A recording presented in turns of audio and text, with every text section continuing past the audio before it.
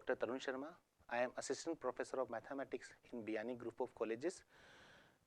आज के लेक्चर में हम डिस्कस करने वाले हैं ट्रांसपोर्टेशन प्रॉब्लम।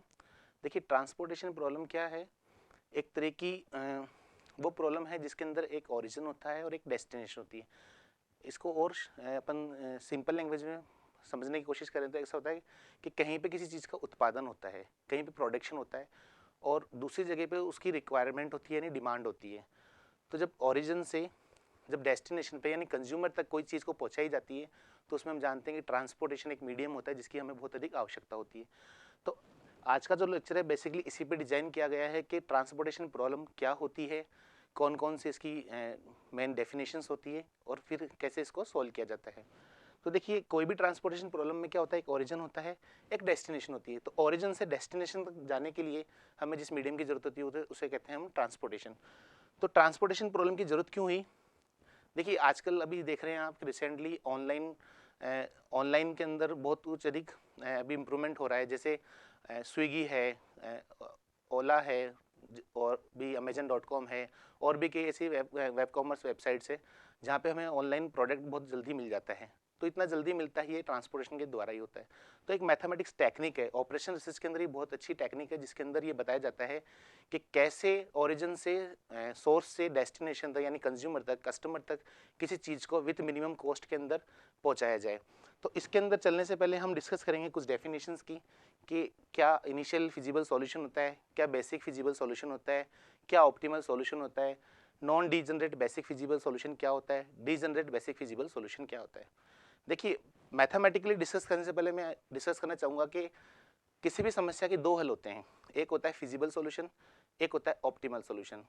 और इसको अपन इजी लैंग्वेज में समझें, सपोज करिए मैं बाजार जाता हूँ, मैं बाजार गया, मैंने पूछा कि एप्पल की रेट क्या है, what is the rate of Apple today.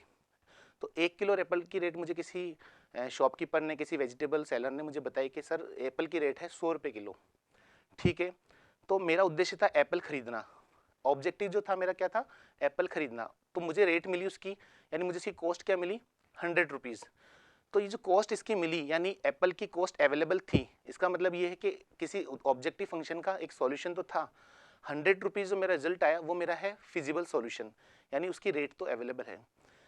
Suppose करिए मुझे 100 रुपये बहुत ज़्यादा लगते हैं, मैं मार्केट में आगे जाता हूँ तो मैंने फिर पूछा दूसरे सेलर से कि भैया एप्पल की रेट क्या है। उसने कहा सर 80 रुपये। आई वाज सरप्राइज्ड कि एक ने 100 रुपये बोले, एक ने 80 रुपये बोले।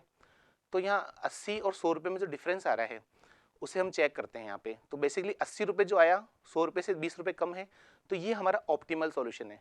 ऑप्टिमल मतलब इष्टतम हल निकालना, कहने मतलब किसी समस्या का जब हम हल निकालते हैं तो पहले हम फिजिबल सॉल्यूशन निकालते हैं, यानी उसका कोई एग्जिस्टिंग हल होना चाहिए, उसका कोई एग्जिस्टिंग सॉल्यूशन होना चाहिए। उसके बाद में हम उसका ऑप्टिमल सॉल्यूशन निकालते हैं। तो ऑप्टिमल सॉल्यूशन में तो फिर हमने एप्पल की रेट जो 80 रुपीज़ किलो देखी, हम फिर इसको फर्दर चेक करना चाहेंगे क्या 80 रुपीज़ से कम भी अवेलेबल है। तो वो टेक्निक क्या है वो भी हम डिस्कस नहीं कर रहे हैं, बस हम बताना चाहते हैं कि डिफरेंस बेसिकली क्या है ऑप्टिमल सॉल्यूशन में और फिजिबल सॉल्यूशन में। तो किसी भी प्रॉब्लम का फिजिबल सॉल्यूशन तो होता ही होता है, लेकिन जरूरी नहीं है उसका ऑप्टिमल सॉल्यूशन भी हो। और ऑप्टिमल सॉल्यूशन अगर उसका है तो उसका फिजिबल सॉल्यूशन होगा ही होगा। तो इसी संदर्भ में हम देखना चाहेंगे कुछ हमारी बेसिक जनरल डेफिनेशंस क्या होती है। देखिए इनिशियल फिजिबल सॉल्यूशन, जिसको शॉर्ट में I.F.S भी कहते हैं, ये बेसिकली क्या होता है, set of non negative allocations होते हैं विच में जो क्या रोज कॉलम के रेस्ट्रिक्शन को सेटिस्फाइड करते हैं। अब आप सोच रहे होंगे सर एलोकेशन क्या होता है। देखिए जब एलोकेशन की बात हम करेंगे अगले लेक्चर में, तब उसमें बताएंगे कैसे एलोकेट किया जाता है, कैसे वैल्यूज दी जाती है कॉस्ट को, कैसे डिमांड और रिक्वायरमेंट को पूरा किया जाता है। फिर उसके बाद हम बात करते हैं बेसिक फिजिबल सॉल्यूशन। इसके अंदर क्या होता है, नंबर ऑफ एलोकेशंस होते हैं। एक टेबल हम बनाएंगे, मैं इन शॉर्ट बता दूं आपको, जब हम इसको सॉल्व करेंगे टेबल के थ्रू तो एक टेबल बनाएंगे, उसमें कुछ एलोकेशन करेंगे। अगर एलोकेशन की वैल्यू m+n-1 आती है तो हम कहेंगे इसका बेसिक फिजिबल सॉल्यूशन है। तो पहले हम फिजिबल चेक करेंगे, उसके बाद बेसिक फिजिबल पे जाएंगे, जहाँ पे m क्या है, m नंबर ऑफ रोज है और n क्या है, नंबर ऑफ कॉलम्स है। तो जो भी हमारे एलोकेशंस होंगे, आवंटन होंगे, तो उनकी संख्या क्या होगी, m+n-1 होगी। तो इसे बेसिक फिजिबल सॉल्यूशन अपन कहते हैं। उसके बाद में हम बात करते हैं ऑप्टिमल सॉल्यूशन की। तो फिजिबल से हम बेसिक फिजिबल पे गए, फिर हमने ऑप्टिमल निकाला। तो ऑप्टिमल सॉल्यूशन क्या होता है, जिसके अंदर टोटल कॉस्ट जो होती है ट्रांसपोर्टेशन की मिनिमम हो, क्योंकि हमारा ऑब्जेक्टिव क्या होता है मिनिमम कॉस्ट फाइंड करना, मैक्सिमम प्रॉफिट फाइंड करना। ऑपरेशन रिस्क का ऑपरेशन रिसर्च में हम यही पढ़ते हैं, minimum cost, maximum profit, minimum labour, maximum gain, इस तरह की समस्या को हम हल करते हैं। तो अगर हमारी ट्रांसपोर्टेशन की कॉस्ट मिनिमम आ रही है तो हम कहेंगे कि ये हमारा ऑप्टिमल सॉल्यूशन है। उसके बाद हम बात करते हैं non degenerate basic feasible solution. तो देखिए non degenerate basic feasible solution क्या होगा, जब हम बेसिक फिजिबल सॉल्यूशन निकालेंगे, ऑप्टिमल सॉल्यूशन निकालेंगे, उसके बाद हम चेक करेंगे कि नंबर ऑफ जो अलोकेशंस हमारे पास आए हैं वो m+n-1 है क्या, यानी अलोकेशन को चेक करेंगे, अलोकेशन की वैल्यू कितनी आनी चाहिए, m+n-1 के बराबर आनी चाहिए। और दूसरा क्या है कि जो अलोकेशन हो रहा है वो हमारे पास क्या होना चाहिए, इंडिपेंडेंट होना चाहिए। जो अलोकेशन जो भी हम आवंटन करेंगे टेबल के अंदर वो हमारे पास क्या होना चाहिए, इंडिपेंडेंट होनी चाहिए। अगर ऐसा है तो उसको बोलेंगे non degenerate basic feasible solution. इसके बाद में एक समस्या और आती है जिसको बोलते हैं degenerate basic feasible solution. Degenerate basic feasible solution वही होते हैं जो कि non degenerate basic feasible solution नहीं होते हैं। तो बेसिकली इन ट्रांसपोर्टेशन प्रॉब्लम हम जो दो तरह की हल को निकालने की कोशिश करते हैं, एक तो होता है basically IFBS initial basic feasible solution, उसके बाद हम निकालते हैं फिजिबल सॉल्यूशन, और सॉरी उसके बाद हम निकालते हैं ऑप्टिमल सॉल्यूशन। तो पहले फिजिबल चेक करेंगे फिर ऑप्टिमल चेक करेंगे। इसके अलावा एक और तरह की प्रॉब्लम्स होती है जिसके बारे में हम डिस्कस करना चाहेंगे,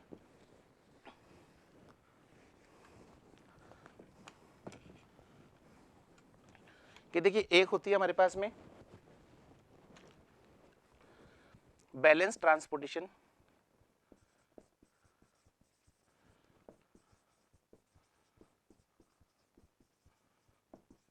बैलेंस ट्रांसपोर्टेशन प्रॉब्लम। देखिए बैलेंस ट्रांसपोर्टेशन प्रॉब्लम से क्या मतलब होता है, देखिए एक तरफ तो हमारे पास में क्या होती है, रिक्वायरमेंट होती है, और एक तरफ क्या होती है हमारे पास अवेलेबल यूनिट्स होती है। सपोज करिए कोई प्रोडक्ट है, उसकी रिक्वायरमेंट है अधिक और अवेलेबिलिटी है हमारे पास कम, या इसके हम विपरीत भी बोल सकते हैं कि अवेलेबिलिटी तो हमारे पास बहुत ज़्यादा है और रिक्वायरमेंट क्या है उसकी हमारे पास कम है। तो इस तरह की समस्याओं क्या बोलते हैं, अनबैलेंस ट्रांसपोर्टेशन प्रॉब्लम बोलते हैं। और जिसमें अवेलेबिलिटी और डिमांड या रिक्वायरमेंट दोनों इक्वल होती है, बराबर होती है, तो उसको हम बोलते हैं बैलेंस ट्रांसपोर्टेशन प्रॉब्लम। तो मैथमेटिकली हम इसको कैसे लिखेंगे, sum of total available unit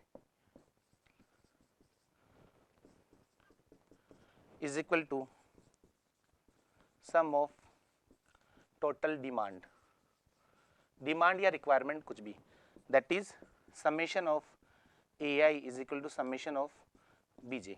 अगर अवेलेबल यूनिट के इक्वल में ही हमारे पास रिक्वायरमेंट है, डिमांड है, तब तो हम कह देंगे इसको बैलेंस ट्रांसपोर्टेशन प्रॉब्लम, और अगर ऐसा नहीं है तो हम उसे कहेंगे अनबैलेंस ट्रांसपोर्टेशन प्रॉब्लम। देखिए हम मैथमेटिक्स में इस तरह से पढ़ते हैं इसको, लेकिन अगर मैं इन जनरल बात करूं कि सर हम इन जनरल कहाँ देख सकते हैं इस तरह की प्रॉब्लम, तो देखिए कोई भी प्रॉब्लम है, जैसे मार्केट में हम जाते हैं, हम देखते हैं कभी कभी किसी भी प्रोडक्ट की रेट बहुत हाई हो जाती है। फॉर एग्जांपल ऑनियन की रेट बहुत हाई चलती है, कई बार हम देखते हैं ऑनियन तो बहुत सस्ता था लेकिन अचानक से महंगा क्यों हो गया, तो उसके पीछे जो रीज़न है, उसके पीछे रीज़न यही है कि या तो हमारे पास अवेलेबिलिटी उसकी कम है, या फिर हमारे पास उसकी डिमांड यानी उसकी रिक्वायरमेंट बहुत अधिक हो गई। जब भी मार्केट में इस तरह की समस्या जनरेट होती है, यानी अवेलेबल यूनिट और डिमांड रिक्वायरमेंट आपस में बैलेंस नहीं होती, तो या तो क्या होता है उसकी प्राइस, उस प्रोडक्ट की प्राइस बहुत ज़्यादा बढ़ जाती है, या फिर बहुत वो सस्ते में मिलने लग जाता है। क्योंकि अवेलेबिलिटी अगर ज़्यादा होगी और डिमांड कम होगी, हमारे पास सपोज डिमांड बहुत कम है, ऑनियन की डिमांड बहुत कम है और बहुत सारे मार्केट में प्रोडक्ट मार्केट में बहुत सारे ऑनियंस अवेलेबल हैं अगर, ठीक है, और डिमांड हमारे पास कम है, तो अब क्या होगा, हमें वो ऑनियन सस्ते मिलेंगे।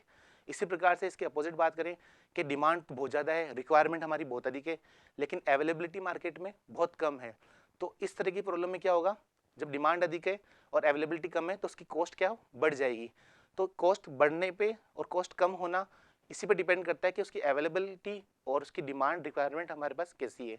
और जब बैलेंस्ड होती है दोनों चीज़ें, अवेलेबल यूनिट और डिमांड या रिक्वायरमेंट दोनों बैलेंस होती है, तब उसकी रेट हमारे पास एक फिक्स रेट होती है, एक अप्रोप्रिएट रेट होती है जिसको कंज्यूमर खरीद सकता है।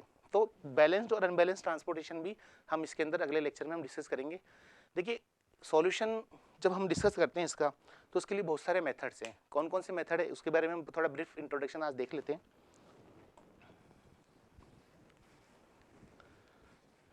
जो मेथड्स हम डिस्कस करते हैं बेसिकली, तो उनमें है हमारे पास में number 1 methods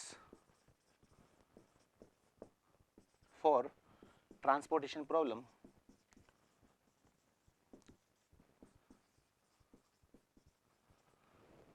number 1,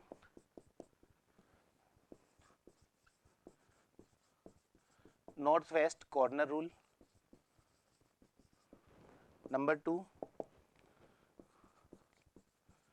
lowest cost entry method. And number 3, Vogel's approximation.